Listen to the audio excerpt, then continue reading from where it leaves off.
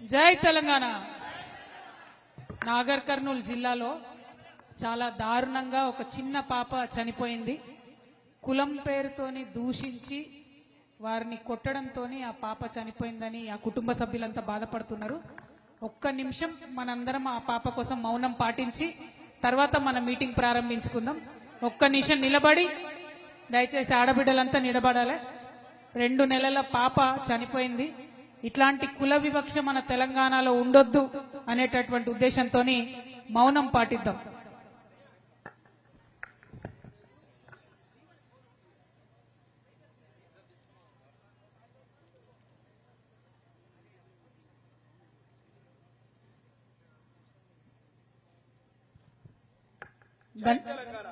ధన్యవాదాలు. జై తెలంగాణ.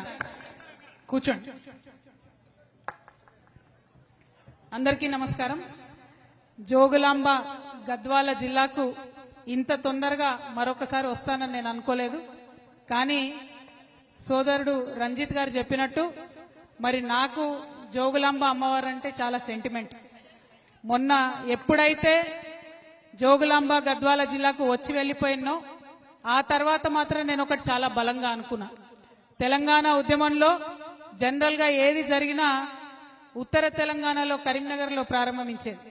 కానీ ఫ్యూచర్ లో తెలంగాణ ప్రజల కోసం రాబోతున్నటువంటి ఒక కొత్త రాజకీయ శక్తికి సంబంధించి ఏ కార్యక్రమం జరిగినా ఈ జోగులాంబ గద్వాల జిల్లా నుంచే ప్రారంభించాలని ఒక ఆలోచన, ఒక సెంటిమెంట్ మాకు అనిపించింది. దానికి రకరకాల కారణాలు ఉన్నాయి. ఒకటి, నడిగడ్డ ప్రజలు నిజాయితీ గల ప్రజలు. నడిగడ్డ ప్రజలు చాలా నిజాయితీ గల బిడ్డలు, మర్మం లేని మనుషులు. ఇంత పేదరికం ఉంటే, ఇంత కటిక దారిద్ర్యం ఉంటే కూడా భరిస్తున్నారు తప్పితే ఎవరిని తిరిగి ఒక మాట అంటలేరు. మీ కష్టాన్ని నమ్ముకొని మీరు బతుకుతా ఉన్నారు. మరి ఇటువంటి నియత్ గల్ల గడ్డ మీద నుంచి ఏ పని చేసినా ఆ జోగులాంబ అమ్మవారి ఆశీర్వాదం ఉంటదని చెప్పి మనస్ఫూర్తిగా నమ్ముతున్నాను. కాబట్టి ఇవాళ మరొకసారి ఇక్కడికి రావడం జరిగింది. ఇక ముందు కూడా ఖచ్చితంగా వస్తూనే ఉంటామనే విషయాన్ని కూడా తెలియజేస్తా ఉన్నాను. మరి వేదిక మీద ఉన్నటువంటి ఏమైంది, ఒక్క నిమిషం మీరు కొద్దిగా పైకి అనుకోండి. ఏముంది, రావట్లేదా? అదే లాస్ట్. కొంచెం సహకరించుకోండి అన్న ఒకరికొకరు. పర్లే, ఇట్స్ ఓకే. వేదిక మీద ఉన్నటువంటి తెలంగాణ జాగృతి రాష్ట్ర ఉపాధ్యక్షులు కోల శ్రీనివాస్ గారికి, తమ్ముడు శివారెడ్డి గారికి, చిలుక ప్రవీణ్ గారికి, ఇస్మాయిల్ అన్న గారికి, వేముల భవానీ గారికి, కొత్తగా సర్పంచ్ గా గెలిచినటువంటి మరియమ్మ గారికి, వారి హస్బెండ్ కి, అట్లనే మా నారాయణపేట జిల్లా అధ్యక్షుడు మా సోదరుడు గవినొల్ల శ్రీనివాస్ గారికి, మన స్వామి గారికి, సీమల రమేష్ గారికి, సందీప్ గారికి, దండే ఆనంద్ గారికి, తేజ చౌదరి గారికి, మన తెలంగాణ జాగృతి రాష్ట్ర మైనారిటీ ప్రెసిడెంట్ ముస్తఫా గారికి, ఇక్కడ జోగులాంబ గద్వాల్ ప్రెసిడెంట్ గారు సలీం గారికి, అట్లానే మా తమ్ముడు బాలాజీ ఉదయ్ గారికి, శ్యామ్ గారికి, మరి అందరికన్నా ముఖ్యంగా ఈ నడిగడ్డ హక్కుల పోరాట సమితి నుంచి ఈ కార్యక్రమాన్ని ఏర్పాటు చేసినటువంటి బుచ్చిబాబు గారికి, లవన్న గారికి, విజయ్ గారికి, విష్ణు గారికి, బలరాం నాయుడు గారికి, గోవింద్ గారికి, రంగస్వామి గారికి, మరి నడిగడ్డ హక్కుల పోరాట సమితికి సంబంధించినటువంటి కార్యకర్తలకు, మిగతా నాయకులకు, అందరికన్నా ఎక్కువ రాబోయే రోజుల్లో ఈ గద్వాలకు కాబోయే ఎమ్మెల్యే గారు గొంగళ్ళ రంజిత్ కుమార్ గారికి మనస్ఫూర్తిగా ఈ రాష్ట్ర రైతుల పక్షాన నిలబడాలనేటటువంటి ఒక ఉక్కు సంకల్పంతో ఇవాళ ఏర్పాటు చేసినటువంటి రైతు సంఘర్షణ సమితి సభకు హాజరైనటువంటి మా ఆడబిడ్డలందరికీ హృదయపూర్వకంగా నమస్కారాలు తెలియజేస్తా ఉన్నా. మరి మేము బండి దిగి వస్తా ఉంటే ఒగ్గుడోలు విన్యాసాలతోని మమ్మల్ని ఉత్సాహపరుస్తూ ఇక్కడి వరకు తీసుకొచ్చినటువంటి స్వామి వారి బృందం అందరికీ కూడా మనస్ఫూర్తిగా అభినందనలు తెలియజేస్తా ఉన్నా. మీలాంటి కళాకారుల వల్లనే తెలంగాణ ఉద్యమం ఆనాడు ఉవ్వెత్తున ఎగిసిపడింది. మరి ఇప్పుడు జరగబోయేటటువంటి కొత్త సంఘర్షణలో, ఇప్పుడు జరగబోతున్నటువంటి సామాజిక ఉద్యమాల్లో కూడా మీ యొక్క పాత్ర ఉండాలి అని చెప్పి మనస్ఫూర్తిగా నమ్ముతూ విన్యాసం చేసిన మీ అందరికీ ధన్యవాదాలు. మరి మా లంబాడి అక్క చెల్లెళ్ళు చక్కగా డాన్స్ చేపించుకుంటూ తీసుకొచ్చిన అక్కడి నుంచి ఇక్కడి వరకు మీకు ప్రత్యేకంగా అభినందనలు తెలియజేస్తా ఉన్నాను. మరి అదే విధంగా రంజిత్ కుమార్ గారు నాకు మాట చెప్పారు మొన్న, అక్క మీరు ప్రతి జిల్లాకు వెళ్లి అనేక అంశాల మీద సభలు పెడతామంటున్నారు కదా, రైతులకు సంబంధించి సభ మాత్రం మా గద్వాల్లోనే పెట్టాలి అని అడిగింది. అంటే నేను ఒకటే ఒక ప్రశ్న అడిగిన, రైతు అంటే కేవలం మగవాళ్ళేనా రంజిత్ అని అడిగిన. లేదక్క, రైతు అంటే పొలంలో ఖచ్చితంగా ఆడవాళ్ళు పనిచేయండి, పొలం వెళ్ళదు, ఆడవాళ్ళు కష్టపడింది ఏ పంట కూడా చేతికి రాదు. ముఖ్యంగా మా సీడ్ పత్తి అయితే మా ఆడబిడ్డలు ఒక్కొక్క చిన్న పత్తి పువ్వు ఏరుతా ఉంటే ఆ పత్తి పువ్వు కింద పడిపోతే పసి బిడ్డను పసి పాపను పట్టుకున్నట్టుగా పత్తి మొగ్గను పట్టుకొని నోటితో ఊదుకుంటూ మన ఒళ్ళో ఉండే బట్టను కట్టుకొని కాపాడుకొని ఆ పత్తిని తీసుకుపోయి అవసరమైతే పత్తిని ఇంట్లో పెట్టి కుటుంబం అంతా బయట వండుకొని కష్టాన్ని కోర్చి మరి పంటను తీసేటటువంటి కష్టపడే ఆడబిడ్డలు ఉంటారక్క మా దగ్గర అన్నాడు. అంటే నేను ఒకటే మాట చెప్పిన, నువ్వు మహిళా రైతులను పిలుస్తా అంటేనే వస్తా తమ్ముడు, నేను లేకపోతే మాత్రం రానని చెప్పిన. మాట ఇచ్చిండు, మహిళల్ని పిలుస్తాక అని చెప్పిండు. మరి ఇంత పెద్ద ఎత్తున వచ్చినటువంటి మా మహిళా రైతులకు వారందరికీ జాగా ఇచ్చి పక్కకు కూర్చున్న మా రైతన్నలందరికీ కూడా ప్రత్యేకించి ధన్యవాదాలు తెలియజేస్తా ఉన్నా. ఎందుకోసం మహిళా రైతులు రావాలన్నా అంటే నిజంగా మనం పడే కష్టం, ఒక పక్క ఇంటి పని చూసుకోవాలి, ఇంకొక పక్క పొలం పని చూసుకోవాలి, ఇవన్నీ చూసుకుంటూ ఇబ్బందులు పడుకుంటూ ఇంటిని నడుపుతా ఉన్నాం. మరి అంత కష్టపడి మీరు సీడ్ పత్తి పండిస్తే దేశంలో అన్ని దగ్గరలకు మన గద్వాల సీడే పోతుంది. మన జోగులాంబ గద్వాల జిల్లాలో ఉన్న సీడే అంతటా కూడా పత్తి రైతులు వాడతారు. కానీ ఇక్కడ మాత్రం నిమిషానికి మిమ్మల్ని వేధిస్తా ఉన్నారు. నిమిషానికి ఎవరైతే ఈ కంపెనీలు ఉంటాయో, వాళ్ళ యాజమాన్యాలు ఉంటారో, వాళ్ళకి సంబంధించినటువంటి మధ్యలో ఉండే దళారులు ఉంటారో, మీ కష్టాన్నంతా కూడా వాళ్ళ దగ్గర పెట్టుకుంటున్నారు. పోయినసారి జనం బాటకు వచ్చినప్పుడు ఒక్కొక్కరిని పలకరించి చూసినాం. మా పొలం కుదవబెట్టుకున్న మా దళారుల దగ్గర డబ్బులు వచ్చేంత వరకు కూడా పొలం రాదు. అట్లా పొలం ఎకరాలు కోల్పోయినటువంటి రైతులు అనేక మంది ఉన్నారు. మరి వాళ్ళందరూ కూడా కలెక్టర్ గారి సమక్షంలో మాట ఇచ్చి 2 నెలలైంది, ఇంతవరకు కూడా బకాయిలు ఇస్తలేరు. ఇప్పుడు ఎగబెట్టేటటువంటి ప్రయత్నం చేస్తా ఉన్నారు. కాబట్టి గద్వాల ఖచ్చితంగా రావాల్సిందే. వచ్చి ఇక్కడి నుంచి నేను ప్రభుత్వానికి హెచ్చరిక చేస్తా ఉన్నా, కరెక్ట్ వారం రోజుల టైంలో ఏదైతే మా సీడ్ పత్తి రైతులకు బకాయి ఉందో ఎటువంటి కొర్రీలు లేకుండా అవి మీరు విడుదల చేయాల్సిందే. మీరు గనక అవి విడుదల చేయకపోతే అవసరం అంటే తెలంగాణ వ్యాప్తంగా ఉన్నటువంటి వాళ్ళందరం కూడా ఇదే గద్వాలకు వస్తాం, ఇక్కడే కూర్చుంటాం, దీక్షకు దిగుతాం. బిడ్డ జాగ్రత్త. మరి ఎవరైనా సరే, ఏ రాజ్యమైనా సరే 2 అన్నలకు భయపడుతుంది. ఒకటి అడవిలో ఉండే అన్నకు, ఇంకోటి రైతన్నకు. అంతేనా? ఇవాళ అడవిలో ఉండే అన్నలకు భయపడుతున్నారు కాబట్టే వాళ్ళని కర్కశంగా అణిచివేసే ప్రయత్నం చేస్తా ఉన్నారు. దారుణాతి దారుణంగా మానవ హక్కుల ఉల్లంఘన చేసి వాళ్ళని చంపుతా ఉన్నారు. దుఃఖపడుతున్నాం, చూస్తున్నాం మనం. ఇంకో పక్క రైతన్నల మీద దాష్టికం. కష్టపడి పొద్దున 10కి పోతే బయటకి సాయంత్రం 8-9 అయినా కూడా తోట నుంచి ఇబ్బంది పడి కష్టపడి వచ్చే రైతన్నను దారుణంగా ఇబ్బంది పెడతా ఉన్నారు. 1 కాదు 2 కాదు. ఇవాళ కరెంటు అర్ధరాత్రి వస్తుంది, మరి మొత్తం కుటుంబాన్ని ఇడిచిపెట్టాలి, ఇంటికాడ వైఫ్ ని పిల్లల్ని అందరినీ వదిలిపెట్టాలి. వాళ్ళు ఎట్లుంటారో అని రంది ఓ పక్కన, మరి అక్కడికి పోతేనేమో పామో తేలో ఉడుతుందనే బెంగ ఇంకో పక్కన. మరి ఇంత పెద్ద పెద్ద మనుషులు వచ్చిందే, ఇయ్యరాదా కరెంటు? పరిశ్రమలకైతే ఇయ్యొచ్చు, బ్యాంకులకు వేల కోట్లు డబ్బులు ఎగబెట్టేటటువంటి పరిశ్రమలకైతే కరెంట్ ఇవ్వచ్చు. కానీ మరి కష్టపడే రైతులకు కరెంట్ వస్తలేదు. దాని మీద ఖచ్చితంగా మనం అడగాల్సిన అవసరం ఉన్నది. టైంకు యూరియా దొరుకుతలేదు. యూరియా ఇయ్యమంటే ఫోన్లో యాప్ పెడతారంట, ఆ యాప్ చూసి మనం బుక్ చేసుకోవాలంట. నేను ఒకటే మాట అడుగుతున్నా, మా రైతుల దగ్గర అయితే చిన్న ఫోన్లు ఉన్నాయబ్బా, ఎర్ర బటన్ పచ్చ బటన్, చిన్న ఫోన్ ఉంది మా దగ్గర. మరి మొదలు మా అందరికి ఐఫోన్లు ఇవ్వండి, ఆ తర్వాత యాప్ పెట్టుర్రి. అంతేనా? అందరికి ఐఫోన్లు ఇవ్వండి, ఆ తర్వాత యాప్ పెట్టుండ్రి. పెడితే మేము కూడా నేర్చుకుంటాం కదా, అదేం బ్రహ్మ విద్య కాదు. కానీ మా దగ్గర ఫోనే లేదు. ఇప్పుడు మేము ఏడబోదుము, మా పిల్లగాన్ని ఏడ బతిమలాడదుము, ఆ చదువుకునే పిల్లని బతిమలాడి యాప్ బుక్ చేసుకొని కొనుక్కోవడానికి పోవాలి యూరియా. అంటే మీకు యూరియా ఇచ్చే చేతగాక అనేకమైనటువంటి కొర్రీలు పెడుతున్నారు తప్పితే నిజంగా రైతు మేలు కోరి కాదు. నిజంగా రైతు మేలు కోరి ఉంటే ఏం చేయాలి చెప్పలే, ఈ కాంగ్రెస్ వాళ్ళు చెప్పలే. మీరు అర్జెంట్ గా ఓన్రి ఊరుకుండ్రి, బ్యాంకుల దగ్గర లైన్లు కట్టుండ్రి. మీ దగ్గర 1,00,000 రుణమాఫీ అయిపోతే 2 లక్షలు తెచ్చుకోండి. ఇంటింట్లో ఎంతమందికి వస్తే అంతమందికి 2 లక్షలు తెచ్చుకోండి. మేము ఎక్కుతానే సోనియమ్మ పుట్టినరోజు నాడు మొత్తం రుణమాఫీ చేస్తామని చెప్పారు. అంటే పాపం చాలా మంది ఒక్కొక్క ఇంట్లో 2, 3 పోయి డబ్బులు తెచ్చుకున్నారు. కానీ ఆ 2 లక్షల రుణమాఫీ అన్నది జరగనే లేదు. ముఖ్యమంత్రి గారు మొన్న చెప్తా ఉన్నారు, అందరికీ 2 లక్షల రుణమాఫీ చేసినాం. మేము ఆనాడే ఛాలెంజ్ చేసినాం, ఈ రాష్ట్రంలో 40 లక్షల మందికి 40 లక్షల మంది రైతులకు రుణమాఫీ చేస్తాం 40,000 కోట్లు అని కాంగ్రెస్ పార్టీ హామీ ఇచ్చింది. ఇవాళ రుణమాఫీ చేసింది కేవలం 25 లక్షల మంది రైతులకు మాత్రమే. అంటే ఇంకా 15 లక్షల మంది రైతులకు రుణమాఫీ జరగలేదు. ఇవి గణాంకాలు చెప్తున్నాయి, లెక్కలు చెప్తున్నాయి. మీరు బుకాయించినా కూడా నమ్మరు ప్రజలు, ఎందుకంటే అనుభవిస్తున్నారు. కొంతమందికి 50,000 ఉన్నోళ్ళకు కూడా రుణమాఫీ కాలే, కొంతమందికి 1,50,000 ఉన్నోళ్ళకు కూడా రుణమాఫీ కాలే. రుణమాఫీ అందరికీ చేయాలని చెప్పి ఈ ప్రభుత్వాన్ని నేను డిమాండ్ చేస్తా ఉన్నా. అదే విధంగా రైతు భరోసా ఎట్లయిపోయిందంటే ఎన్నికల కోసం ఇచ్చే గిఫ్ట్ లెక్క అయిపోయింది.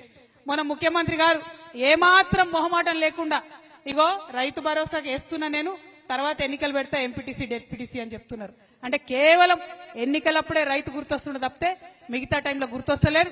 కాబట్టి రైతు భరోసా ఖచ్చితంగా వేయాలని నేను ప్రభుత్వాన్ని డిమాండ్ చేస్తా ఉన్నా.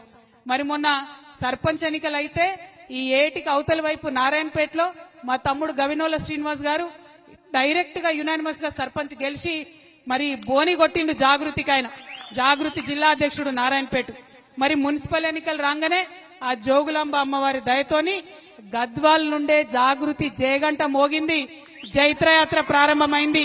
మొత్తం వడ్డేపల్లి మున్సిపాలిటీ గెలుచుకున్నాం. అవునా కాదా? చూసిరా లేదా మీరందరూ? మరి అదే జైత్రయాత్ర కొనసాగుతుంది. సరే ఇలా వాళ్ళు మనతో ఉన్నారా లేదా చర్చ కాదు, ఎందుకంటే గద్వాల్ గడ్డ మీద ఒక రకమైన రాజకీయం నడుస్తుంది. ఏ పార్టీలు ఎవరు గెలిచినా అధికారం పెట్టుంటే అటే పోయేటట్టున్నారు. అంటే అప్పటిదాకా ముఖ్యమంత్రి మున్సిపల్ చైర్మన్ పిలుచుకోలే, కానీ ఒక్క వడ్డేపల్లిలా జాగృతి జెండా ఎగరంగానే దాబాబు అని చెప్పి పిలుచుకొని అందరితో ఫోటో దిగిరంట. అంటే ముఖ్యమంత్రి దగ్గర నుంచి మొదలు పెడితే ప్రతి ఒక్కరికి కూడా ఏ పార్టీలో గెలిచినా మా పార్టీలకు రావాలనే ఒక పిచ్చి రాజకీయం గద్వాల్లో నడుస్తుంది. నేను ఇవాళ ఎమ్మెల్యే గారిని అడుగుతున్నా, మీకు ధైర్యం ఉంటే, మీకు దమ్ముంటే, మీకు చిత్తశుద్ధి ఉంటే మీరు ఏ పార్టీయో రేపు ప్రెస్ మీట్ పెట్టి చెప్పండి. ఎక్కువ వేరే ఏం చేయదు, మీరు ఏ పార్టీయో చెప్పండి. ఏ పార్టీలో ఉన్నామో చెప్పుకోలేనటువంటి వాళ్ళు మీరు ప్రజలకు ఏం చేస్తారో ఎట్లా చెప్తారు? అంటే నువ్వు కాంగ్రెసా, నువ్వు బీఆర్ఎస్ఆ? నువ్వు కాంగ్రెస్ చేసే పనులు చేస్తావా ప్రజలకు, లేదా బీఆర్ఎస్ వాళ్ళు చెప్పే పని చేస్తావా? మరి ఏం చేస్తావు? ఏం చేయకపోతే ఎందుకున్నట్టు ఎమ్మెల్యే? రాజీనామా చేయి రాజీనామా. ఎందుకు అడుగుతా ఉన్నా అంటే బీఆర్ఎస్ పార్టీ నన్ను సస్పెండ్ చేసింది. నీతి ఉంది, నాకు ధర్మం ఉంది కాబట్టి ఆ పార్టీ ద్వారా వచ్చిన ఎమ్మెల్సీకి 1 నిమిషంలో నేను రాజీనామా చేసిన. నియత్ ఉండాలి, రాజకీయాలు చేయాలంటే నియత్ ఉండాలి, ధైర్యం ఉండాలి. ధైర్యం ఉంటేనే ప్రజాసేవలో ముందడిగే వస్తుంది. మరి ఇక్కడ ఎమ్మెల్యే గారిని అడుగుతా ఉన్నా నేను, మీరు ఏ పార్టీలో ఉన్నారు చెప్పండి ఫస్ట్ ప్రెస్ మీట్ పెట్టి. ఇందాక తమ్ముడు రంజిత్ అన్నట్టు ఈయన నెలకు బీఆర్ఎస్ పార్టీకి చందా ఇస్తున్నంట. ఇయ్యడానికి వీరికి ఇంగితం లేకపోతే తీసుకోవడానికి బీఆర్ఎస్ పార్టీ కన్నా ఇంగితం ఉండాలి కదా. మరి వాళ్ళు ఎందుకు తీసుకుంటున్నారన్న విషయం వాళ్ళు కూడా ప్రజలకు ఖచ్చితంగా చెప్పాల్సినటువంటి అవసరం ఉంది. మరి అది బీఆర్ఎస్ అయినా ఇప్పుడు వచ్చిన కాంగ్రెస్ అయినా 12 ఏళ్ళు అవుతుంది. మనం చిన్నప్పుడు చదువుకునేది గుర్తుంది కావచ్చు మీ అందరికీ, బిరబిరా కృష్ణమ్మ పరుగులిడుతోంది అంటే మనం మంచిగా పెద్ద పాట అనుకొని పద్యం అనుకొని నేర్చుకున్నాం చిన్నప్పుడు. కానీ ఇప్పుడు కూడా బిరబిరా కృష్ణమ్మ మనని దాటుకొని పరుగులెడుతుంది తప్పితే మన నడిగడ్డకు మాత్రం నీళ్లు వస్తలేవు. తుంగభద్ర తన్నుకుంటే వెళ్ళిపోతుంది మన దగ్గరికి వెళ్ళి తప్పితే మన ప్రాంతానికి నీళ్లు వస్తలేవు. అటు తుమ్మిళ్ళ నుండి సగం కెపాసిటీ వర్క్ అవుతుంది, ఇటు నెట్టెంపాడైతే నా చిన్నప్పటి నుంచి నడుస్తూనే ఉంది నత్త నడకన. నత్తలు కూడా సిగ్గుపడుతున్నాయట, మమ్మల్ని ఇట్లా నెట్టెంపాడుకు కంపేర్ చేయకండి, దరిద్రంగా ఉంది, మమ్మల్ని అవమానం చేయకండి అని చెప్పి. నెట్టెంపాడుదా ఆ పరిస్థితి ఉంది. అంటే ఇక నీళ్ళు ఎప్పుడు రావాలి నడిగడ్డకు? మరి మన కష్టాలు ఎప్పుడు తీరాలి? రైతు అనేటోడు గుండె మీద చేసుకొని ఎప్పుడు పడుకోవాలి? ఈ విషయాల్ని దయచేసి ఆలోచన చేయాలి. అందుకే నేను కోరేది మిమ్మల్ని, అది బీఆర్ఎస్ కంప్లీట్ గా నడిగడ్డను మోసం చేసింది, ఫెయిల్ అయిపోయింది బీఆర్ఎస్ పార్టీ నడిగడ్డలో. కాంగ్రెస్ పార్టీ 2.5 ఏళ్ళైంది వచ్చి ఏదో వేస్తామని చెప్పొచ్చిర్రు, కంప్లీట్ గా వాళ్ళు విఫలమైంది. మరి వాళ్ళ జరగాల్సింది ఏమున్నది? నాగర్ కర్నూల్లో నిన్న జరిగినటువంటి ఘటనలో మరి మాట్లాడాల్సినటువంటి అవసరం ఉన్నది. నీళ్లు రాకపోతే అడగాల్సినటువంటి అవసరం ఉన్నది. అట్లా అడిగేటోళ్ళు కొత్త వాళ్ళు రావాల్సినటువంటి అవసరం ఉన్నది. కాబట్టే మీ అందరి దయతోని ఒక ముందడుగేస్తున్నాం.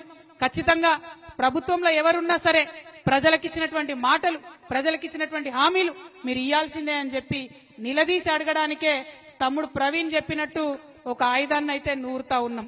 ఆ ఆయుధం ఆ కొత్తగా వచ్చేటటువంటి ఆ రాజకీయ శక్తి ఖచ్చితంగా మీ అందరికి కూడా ఆయుధం అవుతుంది. ఈ నడిగడ్డకు నీళ్లు తీసుకొచ్చేటటువంటి ఒక వజ్రాయుధంగా మీ ముందుకు వస్తామని తెలియజేస్తా ఉన్నాం. అదేవిధంగా రంజిత్ కుమార్ చెప్పారు, మరి అత్త అల్లుడు తప్ప ఇక్కడ ఇంకో కొత్త ముఖం కనబడతలేదని. నాకైతే కొత్త ముఖం కనబడుతున్నది. మరి నాకైతే డెఫినెట్ గా ఒక కొత్త ఆలోచన ఉన్నటువంటి, అందరూ మా వాళ్ళే అనుకొని పనిచేసేటటువంటి ఒక కొత్త నాయకత్వం కనబడతా ఉంది. అందుకే చెప్పిన, రాబోయే రోజుల్లో కాబోయే గద్వాల ఎమ్మెల్యే గారని ఉట్టిగా చెప్పలే నేను, బరాబర్ జరుగుతుంది. ఆడబిడ్డల ఆశీర్వాదం ఉంటే ఖచ్చితంగా జరుగుతుంది. ఇక్కడికి వచ్చిన ఆడబిడ్డలు ఒకసారి ఆలోచన చేసుకోవాలా, పనిచేస్తున్నాడా లేదా రంజిత్, కొట్లాడుతున్నాడా లేదా రంజిత్, అదే విషయాన్ని దయచేసి ఆలోచన చేయండి. ఇవాళ ఇక్కడికి వచ్చిన వాళ్ళందరూ అయితే నవ్వుతున్నారు. మరి ఆయన పేరు చెప్పినప్పుడు పనిచేస్తున్నాడా తెలుసా మీకు? బానే పనిచేస్తున్నాడా? కొట్లాడుతున్నాడా? మీ పక్షాన కొట్లాడుతున్నాడా? మరి ఉంటారా, నిలబడతారా రేపొద్దున?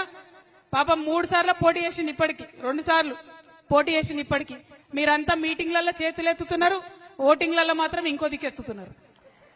అంతేనా? అట్లా చేయకూరి. ఎందుకంటే ఎలక్షన్ అప్పుడు ఎవరేమిచ్చినా తీసుకోవాలి, కానీ మనకెవరు పనిచేస్తారో వాళ్ళకే ఓటేసుకోవాలి. ఆ విషయాన్ని ఆలోచన చేయండి.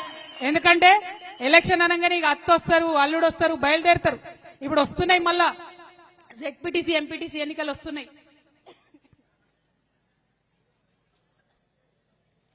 మళ్ళా జెడ్పీటీసీ ఎంపీటీసీ ఎన్నికలు. మూటలు ముల్లెలు తీసుకొని దిగుతారు. నేను ఒకటే మాట చెప్తున్నా, తీసుకోరి మూటలు, అవి మీ నెత్తి కొట్టి సంపాదించినాయే, మీ కష్టంతో సంపాదించినాయే, తీసుకొని ఏం భయపడదు. కానీ ఓటు మాత్రం ఖచ్చితంగా జాగృతికి, రంజిత్ చెప్పిన మనుషులకు మాత్రం ఓటేయండి. ఎందుకంటే మీ గొంతుకై నిలబడతాం. ప్రతి మండలంలో జెడ్పీటీసీ క్యాండిడేట్ ని పెడతాం, బలంగా కొట్లాడతాం. ప్రతి ఊర్లో ఎక్కడెక్కడ ఎంపీటీసీలు ఉంటే అక్కడ ఎంపీటీసీ క్యాండిడేట్లను పెడతాం, చాలా బలంగా కొట్లాడతాం. మరి ఆశీర్వదించమని అడగడానికి వచ్చినాం. ప్రతి ఒక్క విషయం మీద కొట్లాడతాం, ముఖ్యంగా మా ఆడబిడ్డల విషయం మీద బలంగా కొట్లాడతాం. 2500 రూపాయలు నెలకు మనకి ఇస్తామని చెప్పారు, ఇంతవరకు పత్తా లేదు. తులం బంగారం ఇస్తామని చెప్పారు, బాగా మెరుస్తుంది మీ మెడల బంగారం. రేవంత్ రెడ్డి ఇచ్చిందేనా? ఇచ్చిండా అమ్మా? అరే ఇచ్చిండ అనుకుంటారు మీరు, చెప్పకపోతే మరి ఇచ్చిరా రేవంత్ రెడ్డి? 2 చేతులు ఎత్తురి, ఒకసారి చూడరాడు. రేవంత్ రెడ్డి బంగారం ఎవరికి ఇవ్వలేదట, ఇచ్చిండా? మరి కొట్లాడాలన్నా వద్దా, వాటి కోసం అడగాలన్నా వద్దా? అది అడగడానికే ఇక్కడ దాకా వచ్చినాం. అయితే ఇవాళ నేను మా ఆడబిడ్డలకు ఒక పరీక్ష పెట్టదలుచుకున్నా. నాకైతే రంజిత్ చాలా గొప్ప చెప్పిండు, ఇక్కడి నుంచి కలెక్టరేట్ దాకా అందరు నడిచి వస్తారు మీతో. నడుస్తారా? ఓపికందా? ఆకలి అవుతుందా? ఏం కాదు, వచ్చినాక తిందాం. నేను కూడా తినకుండానే వచ్చిన హైదరాబాద్ నుంచి, అంతేనా? మరి రైతులకు రావాల్సిన ఈ అన్ని సమస్యల మీద కలెక్టర్ గారి దగ్గరికి శాంతియుతంగా మనం మార్చి చేసుకుంటూ పోదాం. ఈ గద్వాలలో తెలవాలి అందరికీ, జాగృతలు నడుస్తురు రైతుల కోసం.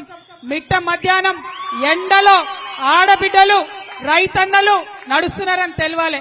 ఒక సామెత ఉన్నది, రైతేడ్చిన రాజ్యం బాగుండదని ఒక సామెత ఉన్నది. మరి ఆ రైతులకు మిట్ట మధ్యాహ్నం ఎండలో నడిపిస్తున్నటువంటి ఈ రాజ్యం కూడా డెఫినెట్ గా బాగుండదు. వాళ్ళు వినాలే, రైతుల మాట విని వెంటనే మనకు రైతు భరోసా ఇవ్వాలి. మనకేదైతే పెండింగ్ ఉన్నటువంటి రుణమాఫీ ఉందో దాన్ని కూడా మాఫీ చేయాలని చెప్పి నేను ఈ ప్రభుత్వాన్ని డిమాండ్ చేస్తా ఉన్నాను.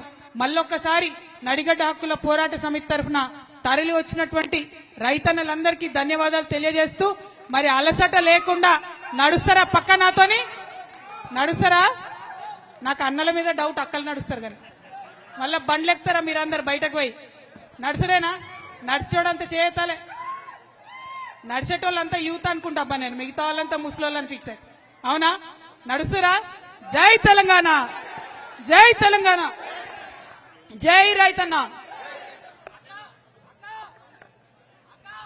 దయచేసి